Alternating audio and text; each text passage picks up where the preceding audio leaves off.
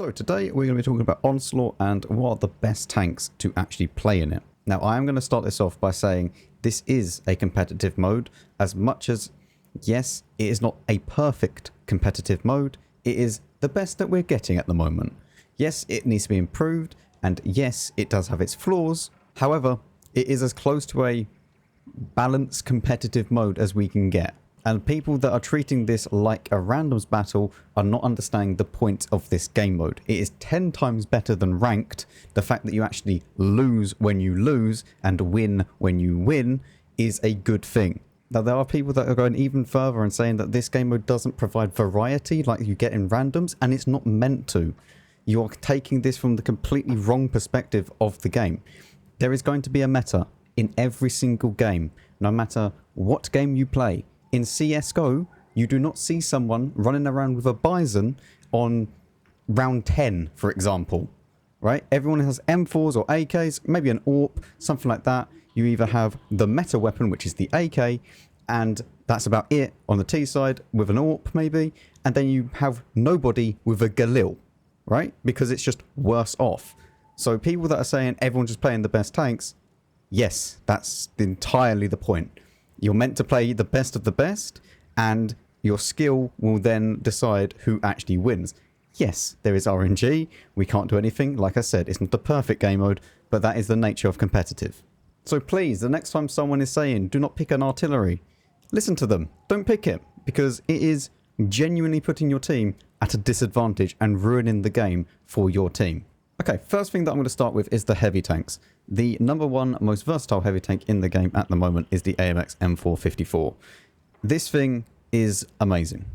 Okay, if you don't have any other tank, you could easily do this entire Onslaught season with just the M454.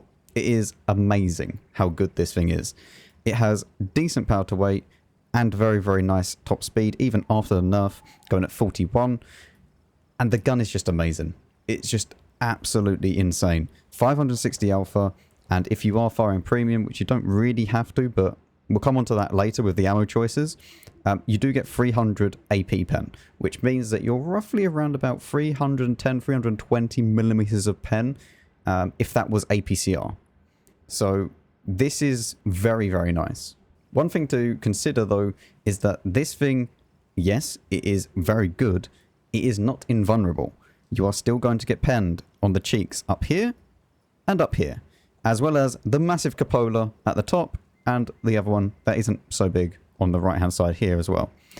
The lower plate is around about 250 millimeters thick, so look out for that. You don't really want to be shooting it, especially if you're slightly above it, because it will just bounce. But if you do get the side, even if it's at this kind of angle, go straight through this, because you will pen. These become very, very weak, around about 200 pen, or 220 pen, sorry. So you won't really have any issues right there. So just keep that in mind. You can't side scrape in this thing, but it is the best flexible all-round heavy tank. So on basically every single map, besides maps where you need to be hold down, like Westfield, you pick the M454. If you need to have a map like Westfield, you go for the Superconk. Now, the Superconk isn't per se the best hold down heavy tank. Obviously, the Kran is still in the game and incredibly well armored when hold down.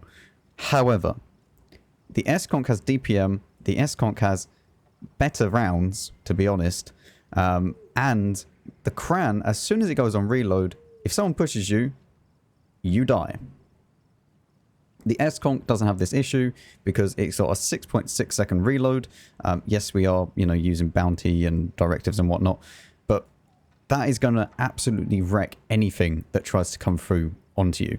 As well as it has really, really nice HE pen if you are dealing with lightly armored tanks. So S-Conk for anything hold down, and AMX for anything that is just brawling, basically. If you need to really get up into someone's face, the AMX is going to be a much better choice than the Superconk, as well as being a little bit faster. Now, there is also the 50B to consider, but this is only in very, very niche kind of scenarios.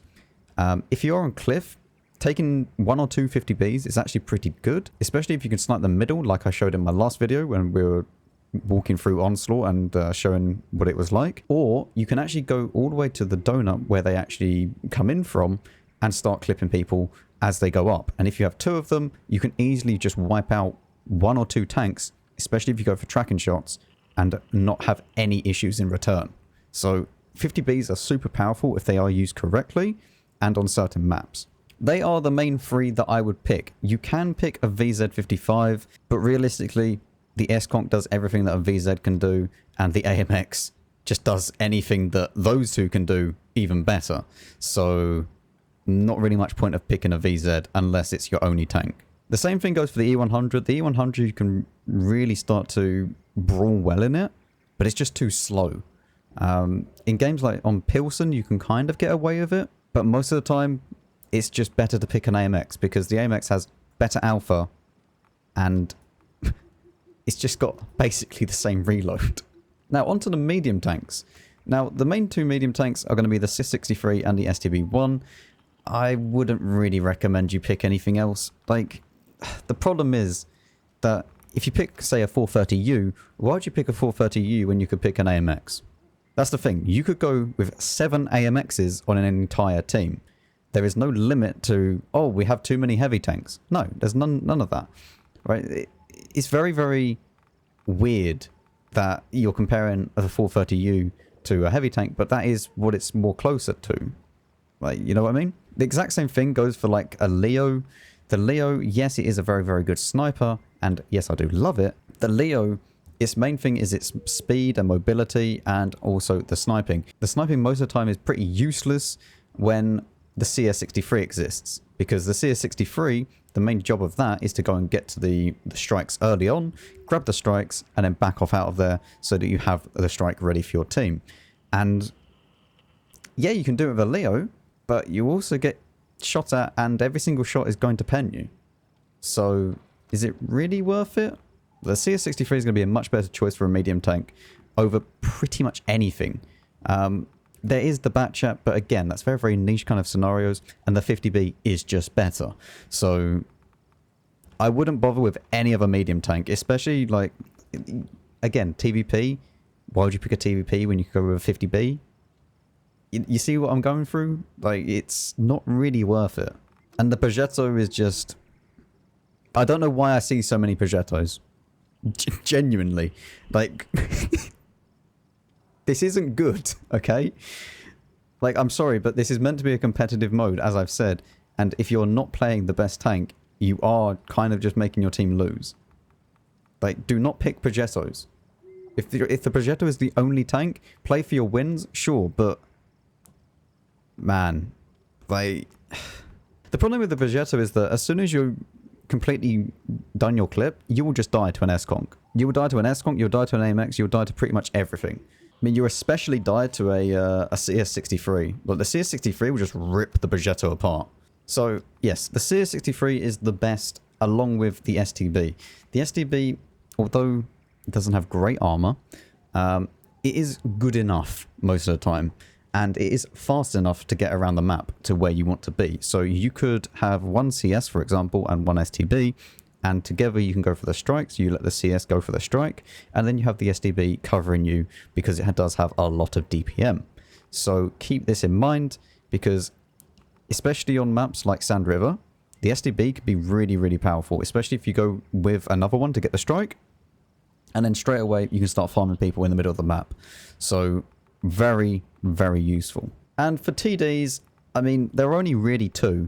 You have the E3, and you also have, I mean, to a degree, the V4, but the V4 kind of does nothing that the E3 can't. I mean, sure, it's faster, but it doesn't really matter. Like, the E3 has that big alpha, big pen. It has even more pen than the V4 does. So, yeah, the only other one is the STRV. And again, the STRV, please do not pick this on Cliff, okay? As much as you might think you're helping your team out, it is not worth picking an STRV on Cliff and going to the very back of the map. Because, yes, the STRV is very, very good. However, it is not good unless you can get into a position where you can farm people. On Westfield, you can kind of get away with an STRV. Because if they start to overpeak, you can easily just start farming them. But on every other map, pretty much, the STRV is kind of useless. So these are the main tanks that I would recommend. If you have any one of these, then you should be able to play Onslaught without any issues, because every single map can pretty much play these. Even on city maps, the CS can still be useful, as well as the STB, but really you want a heavy tank, and ideally the AMX. The AMX is the best. So one passing mention, which is going to be to the equipment and also the ammo loadout. Obviously, if you can afford it, go full gold because it's just flat out better. But also for the ammo loadouts, you kind of want to have HB turbo rammer, if you can, on basically everything. I can tell you for a fact the CS and the STB all work absolutely fine with this. We don't need stabs for them. It works fine. Just put the steady hand directive on, so that will help out with the snapshot perk. And the CS is actually pretty good, even without any directive or whatever. The S-Conk and also the AMX don't need stabs at all. So the only thing that you need stabs on is the 50B, but you can go HP turbo and obviously stabs on the 50B. So everything is very, very good. Even the E3, right? Turbo, HP and rammer. So let's go and play a game in the AMX and we'll probably wrap things up. I mean, I said that we'll play the AMX, but I'm going to choose STB. I mean, this really isn't good, having this many people.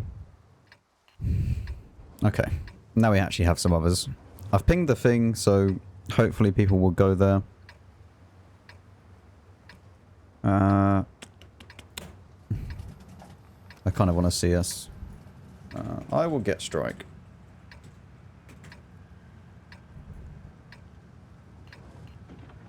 SDB, come. If we get it from K-line, it'll be good. Because from K-line, you can actually farm the middle, which is very, very nice. That's not English, but alright.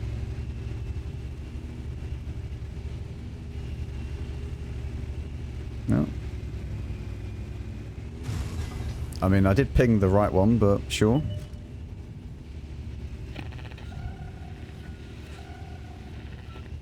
The thing is, now we have to run completely. One of our tracks is damaged. This is not good. Where's the STBs going? Why did they go so far wide?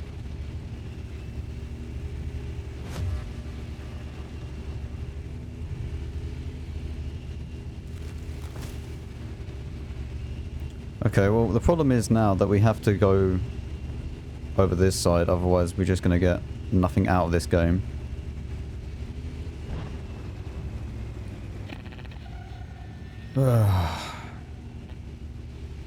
These STBs are doing literally nothing. I don't know why he's up here.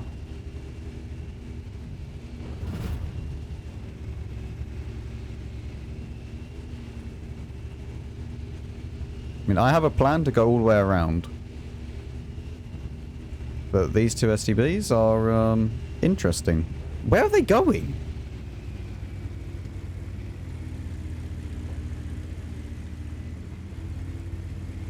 I don't understand.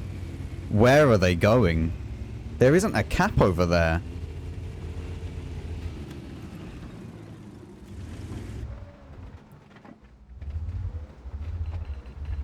I want this guy.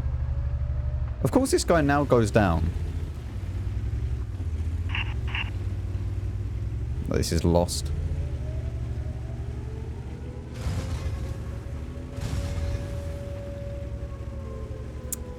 I'm pretty certain this is lost. They still haven't killed the CS. Oh man.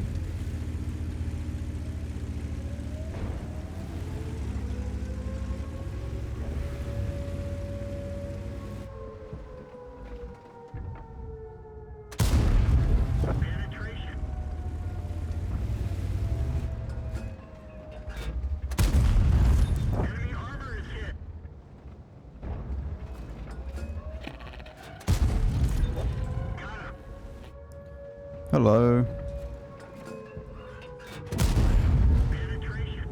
If I fire once more, I'm going to try and keep this guy tracked as well. That'll give me this. I can mount that there.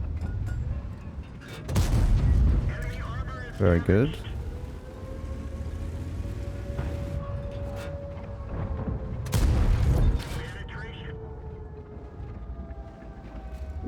That guy is on fire as well. This is okay now. Idiot CS apparently. It's alright, I'll save your game, it's fine. No problem, buddy. It's completely fine that I came all the way around the back and started farming them for you. While 2 CSs went to go and farm 1 CS and nearly died for it.